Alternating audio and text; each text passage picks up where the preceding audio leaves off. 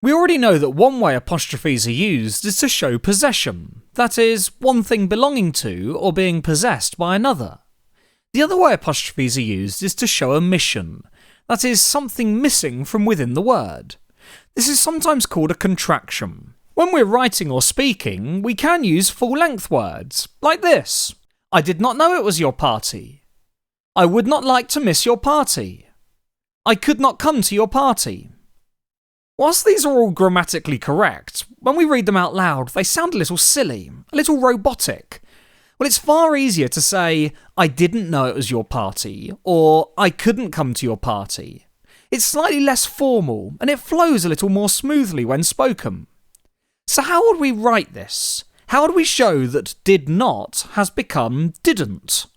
Well, clearly the words did and not have been joined to form the new word. But not every letter is in the new word. We use an apostrophe to show that there are letters missing. So did not becomes didn't, and the apostrophe shows that the O is missing. Would not becomes wouldn't, and again the apostrophe shows the missing O. Finally, could not becomes couldn't, and again the apostrophe is showing that the O is missing.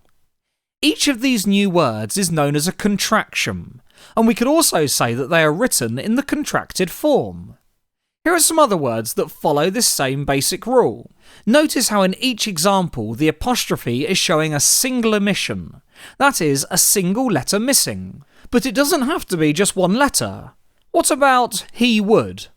Well, the contracted form of he would is he'd, so the apostrophe here is showing that 4 letters are missing.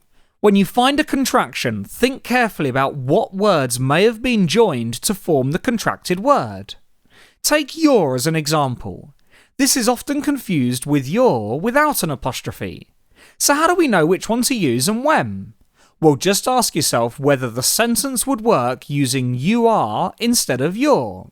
So can we change you're going to the zoo to you are going to the zoo? Well, yes, we can.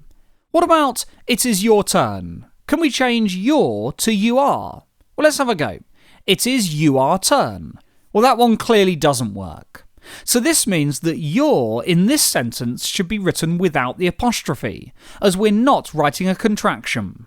There are some contractions that are a little trickier to work out, so you'll need to say them out loud to help you. Take this as an example. Write the contraction of the underlined words. I shall not come to your party. From the examples done so far, it looks like not should become n't. Well, this would give us shan't. I'm not sure this is correct, so I'm going to read it out loud just to check. I shan't come to your party. This clearly isn't right. So what should it be? Well, the contraction of shall not is shan't, and we write it like this. So as you can see, we still have an apostrophe here to show that O is missing from not, but we don't have an apostrophe here to show that the double L is missing. Why? Well, that's just one of the quirks of the English language. There's one other word like this, and that's will not, which in the contracted form doesn't become willn't, but of course it becomes won't.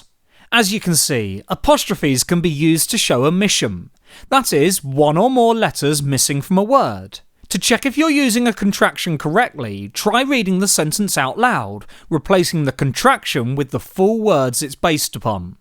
If it sounds correct, then you're using the contraction accurately.